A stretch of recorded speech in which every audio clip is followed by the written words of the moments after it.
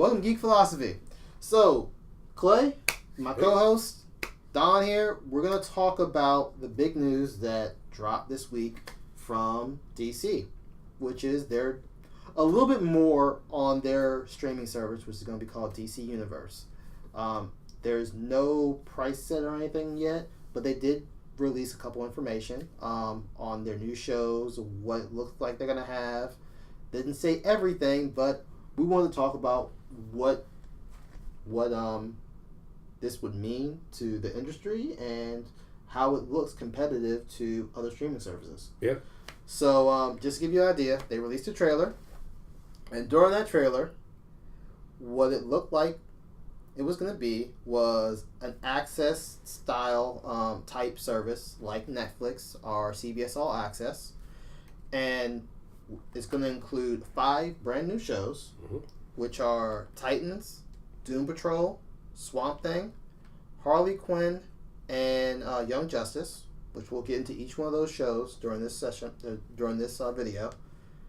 And then a strew of libraries from original movies of Superman, the original Superman movies with Christopher Reeves, the Wonder Woman series, Batman the Animated Series, and some of their animated movies like Justice League Flashpoint, Green Lantern First Flight, Wonder Woman, and also their comic book stream library. And from the comic books, all we've learned is from Action Comics issue number 1 all the way to Rebirth.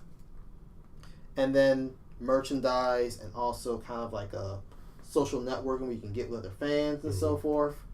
So we figured, why don't we deep dive into this a little bit and see, with the information that we have, predict what else could be coming out of this and how it can affect the industry itself. So, but before we get into that, let's give a little synopsis on each of the new shows. So we'll first talk about Titans, which looks like that's going to be their flagship. That's going to bring people in. I think that's going to be the first series available, and that looks like it's coming out like right after the services starts, like in the fall. I think it's exciting because when I first heard about this, I thought that I didn't know what sort of production values they were going to be working with. I just assumed that most of the new content was going to be animated, something like that. But to see that they're investing in that story and in a live action way, Now we've seen the success of like Teen Titans, the animated series. We've even seen the success of Teen Titans Go and Young Justice. But this is going to be a live action, gritty take, and the synopsis so far is Teen Titans follows young heroes from across the DC universe as they come of age and find belonging in a gritty take on the classic Teen Titan franchise. Dick Grayson and Rachel Roth, a special young girl possessed by a strange darkness, get embroiled in a conspiracy that can bring hell on Earth. Joining them along the way are hot-headed Starfire, a lovable Beast Boy, and together they become a surrogate family and a team of heroes. So we've gotten that little synopsis. We've seen some images of the characters. I don't think they're all finished. Some of the images that were taken was a little out of context. It didn't add any special effects or anything to it. But we know about the character. We've seen full images of Robin in his new costume, which looks great. Yeah. Better than any live action Robin we've received so far. Batman Forever. But we're also seeing that not only those are the main cast, but we're hearing that Hawk and Dove are going to be a part of it. Donna Troy, which is Wonder Girl. Looks like we're going to get Jason Todd, which is Dick's replacement as Robin, and rumors of Superboy showing up in the season finale. The season finale. So honestly, if this is their flagship, I think they're doing everything right to make a gritty, almost like Arrow type show with superheroes that has a fan base. This isn't a group of heroes that doesn't have a fan base. Right. As we've seen with the animated and so forth, like people love this show. So I think it's definitely going to be entertaining. Yeah, I think that the people are going to be lining up. The fans are going to be lining up to watch this, just because we've seen the more lighthearted take on this storyline, and I'd like to see this new approach to it. And also, will any of this tie into the movies? If they're really trying to to go big with this, that they have an opportunity here to play more into the what happened prior to what Batman versus Superman and everything that went down with. It definitely can add to the universe. I don't know how far. What we do know is it looks like the recent movies, like Justice League and so forth, have not been announced to be available on this streaming service, but all the old movies are. And honestly, DC has come up with excuses to make multiple universes and so forth, so they don't connect it. But I don't see a problem with connecting these right now. And we're still a couple weeks out from Comic-Con. They might just be keeping that in their back pocket. Yeah, there is a rumor that there is going to be a Titans trailer coming out during there. So more to come. I'd like to see what this really entails. Next one is Swamp Thing. So per the release, Swamp Thing follows Abby Arcane as she investigates what seems to be a deadly swamp-borne virus in a small town in Louisiana, but soon discovers that the swamp holds mystical and terrifying secrets. When the unexplained and chilling horrors emerge from the murky marsh, no one is safe. Swamp Thing. Yeah. So this is one that I'm probably the most excited out of all of them. As Don and I were discussing, this is the original Swamp Thing movies from the early 80s, I think it was, and then the Swamp Thing TV series, live action TV series from the 90s. That's something that I grew up with. I had all the toys. I watched it with my dad growing up on a weekly basis whenever it came on TV. Going back, it's a little campy now to go back and look at the special effects and stuff, but it was a show that I really enjoyed and something I'm looking forward to because I don't know if Swamp Thing is a big enough character to really garner enough attention to get a full-on movie in the DC world. Maybe after this if it does well, but I think a TV series is the best approach. I think the TV series is best, and it sounds like they're going to do like a different take versus what they usually do with comic book TV shows. It looks like it might have more of like a horror-esque feel. Right. And if they can maintain that and stretch that throughout a season and give you a little suspense, I think that's good, not just for their network, but for comic book genre in general. Like we can do more outside of just the regular superheroes. Right. So, all right. Then we have the other live action, which is Doom Patrol. And Doom Patrol is a reimagining of one of DC's strangest group of outcasts: Robot Man, Negative Man, Elasti-Woman, and Crazy Jane, led by mysterious Dr. Niles Calder. They're called into action by the ultimate hero of the digital age, Cyborg. Banding these together, these rejects find themselves on a mission that will take them to the weirdest and most unexpected corners of the DC universe. That sounds amazing from the aspect that we're going to see the universe in a bigger aspect. Because DC has a lot of trippy things. From like Dr. Fate's hideout all the way to Danny the Street. Like there's a lot of weird elements in there, and the Doom Patrol is like going on a different mission every week or every episode or every season, something like tying it together and seeing all these different aspects of the universe. And we know that Cyborg is in there, so we might get some hints of Justice League action and so forth. Right. I'm looking forward to it. I don't see how they're going to be able to do this without tying it in. Give us Ray Fisher, right? Yeah, Ray Fisher. Give us Ray Fisher as Cyborg from the movies. I want to see that tie. There is some rumors saying that Ray Fisher has been on set, or he is in talks to be tied into this. So we'll see. We can get that same. If they put some money into this, I think we can get that same CGI aspect.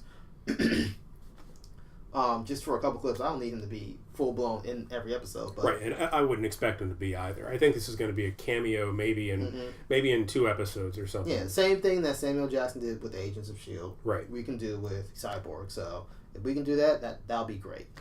But Doom Patrol is a weird pick, and it looks like they're focusing more on the lesser known properties to bring the light, and this really brings out the hardcore fans of DC. Right. If you're a DC fan, you know Doom Patrol. Never heard Doom Patrol before.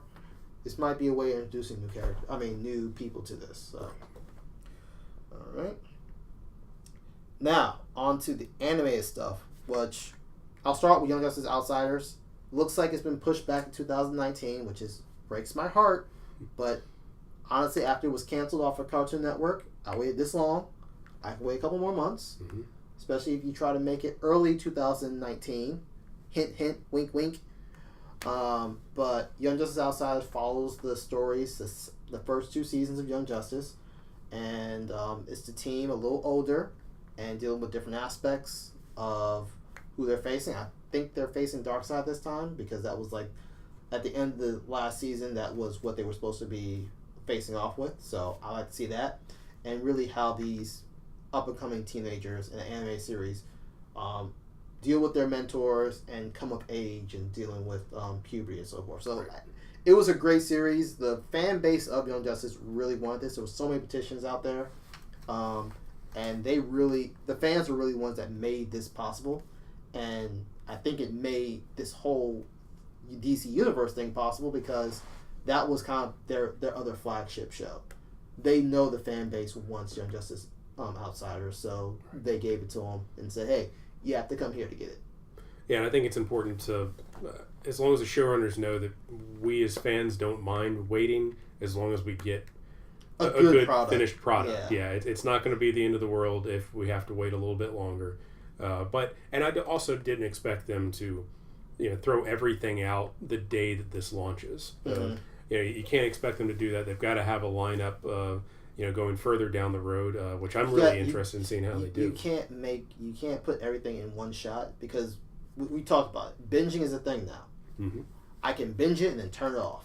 I need something to keep you here. Right. So the smart thing to do is to drag some of these series out.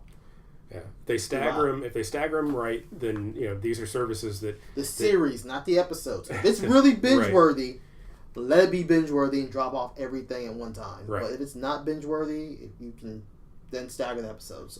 But I really want to see you stagger the series, Titans first.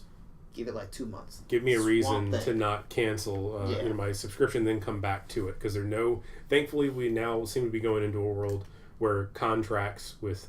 Unless you're getting cable, you don't have to sign something like that. If you want to pick it up for just a month, then you can do that. Yep. So, all right. And then we have another animated series, Harley Quinn, which the synopsis have came out. Harley Quinn follows Harley's adventures after she breaks up with the Joker and strikes out on her own in this new adult animated comedy. With the help of Poison Ivy and a ragtag crew of DC cast-offs, Harley tries to earn a seat at the biggest table of villainy, the Legion of Doom. So, I think the last animated movie with Batman and Harley Quinn, was a success, and it was more adult themed, which I think that's what we're kind of getting with all these shows some more. That seems to be where it's going, yeah. So, with that being said, if it has a little bit more adult humor, I'm down for it.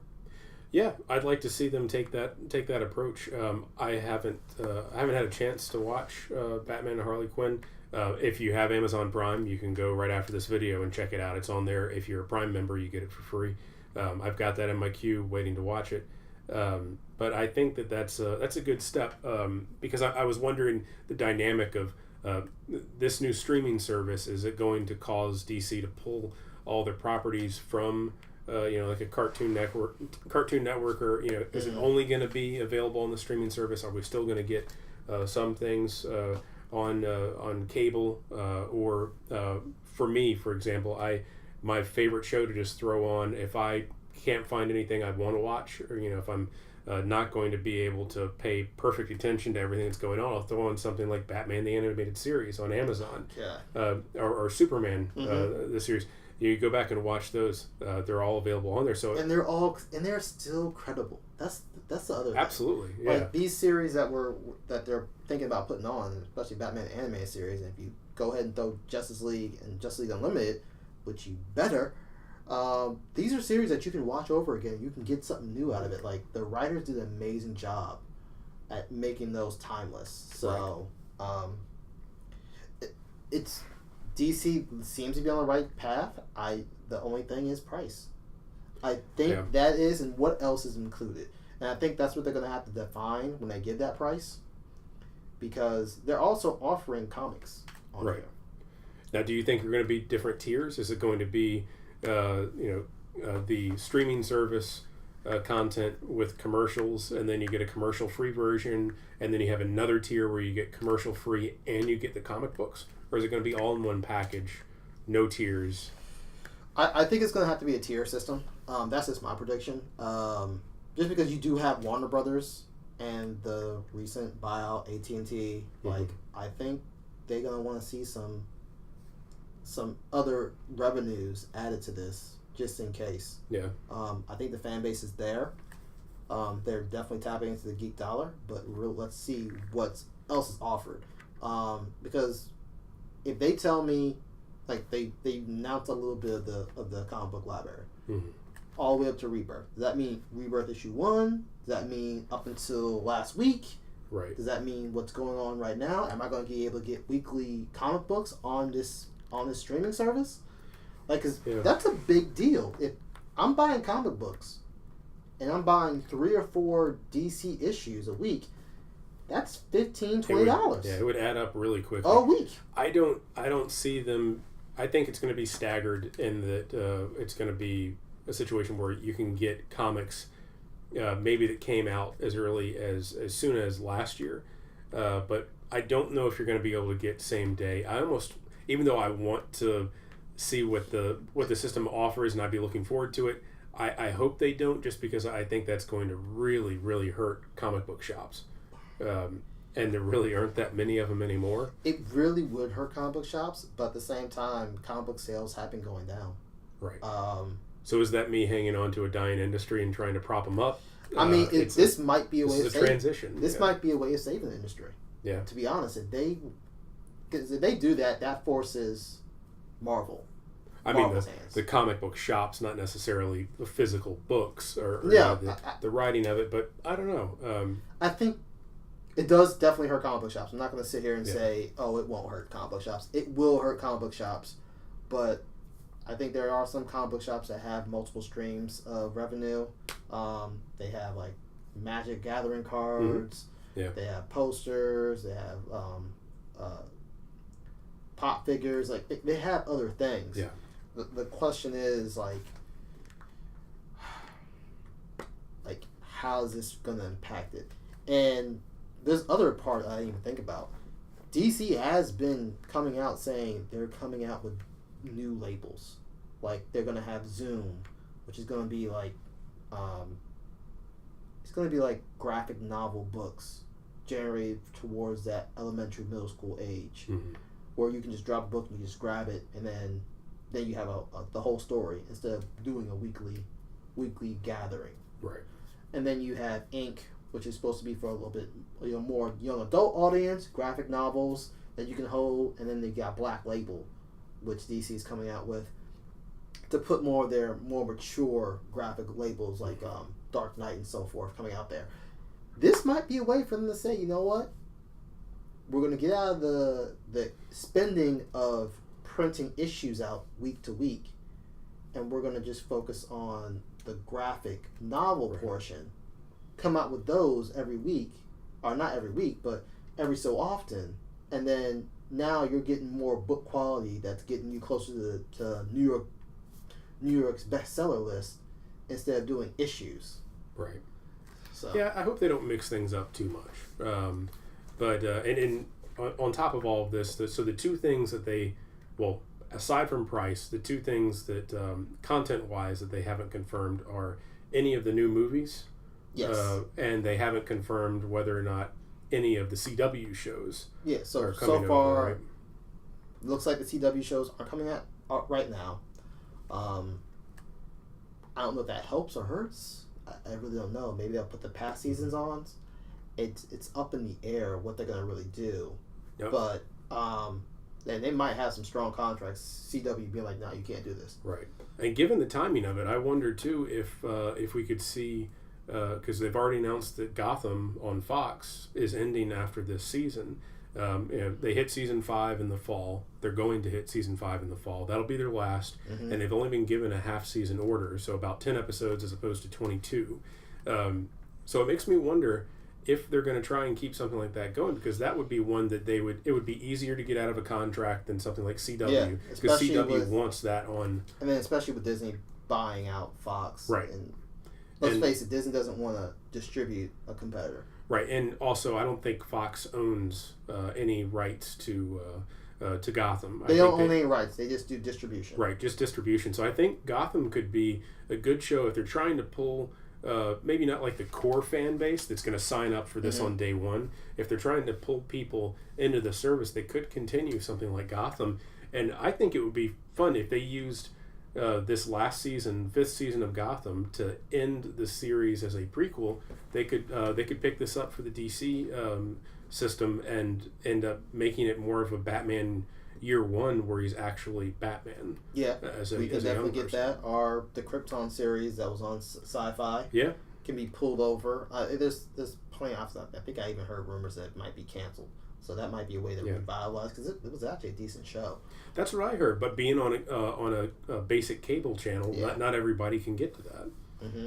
So I like to see what else, and it's really going to have to come down to what are they going to say.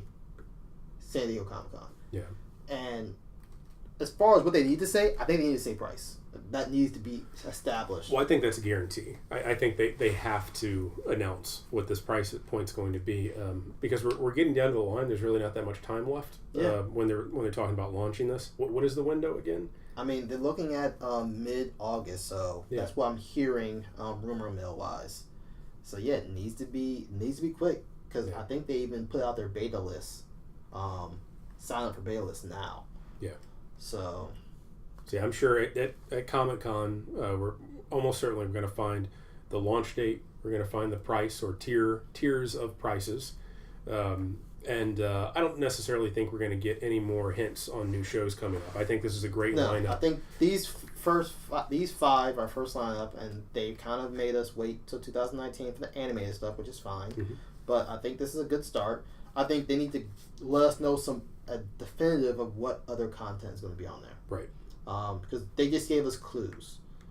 Like, we saw Tim Burton's Batman being on there. Like, I need to know, all right, are we going to get the Nolan Batmans on there? Are we going to get maybe first access to Justice League and so forth when it comes out? Are we going to get exclusive trailers? Like, there needs to be something to make it, because right now it seems like it's very focused on the fandom. Mm-hmm. But how are you going to get other people outside the fandom to join in? Right. You can't rely on just fandom. If you rely on just fandom, then I know it's going to be a heavy price. Mm-hmm. And that's going to drive the fandom away. You need to have a decent price. Right. Because, again, people are having multiple streaming services. So some people might be like, all right, I'm going to give up this to sign up for DC. And if they don't do that without giving us a concrete answer of what the pricing, a competitive price is, I don't know. Yeah. I don't know. I think it's going to be interesting seeing. Do you have an idea of what price point you think? I think, honestly, they need to stick with that $8.99, around $8.99.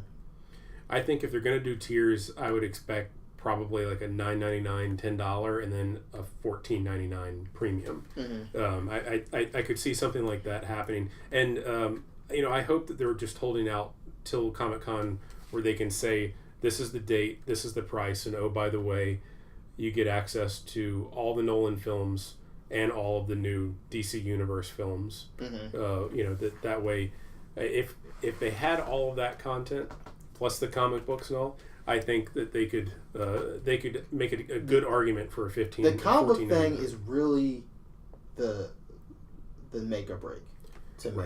And that could even go up to a higher premium. I could see them doing the streaming service for $10 to $15, and then if you want the comic books on top of that, it could bump it up to $20. But that's starting to get on the high side of things. That is getting on the high side of things, and at that point, if you do that to get my real money's worth, I gotta read everything. It has to be week 1, right?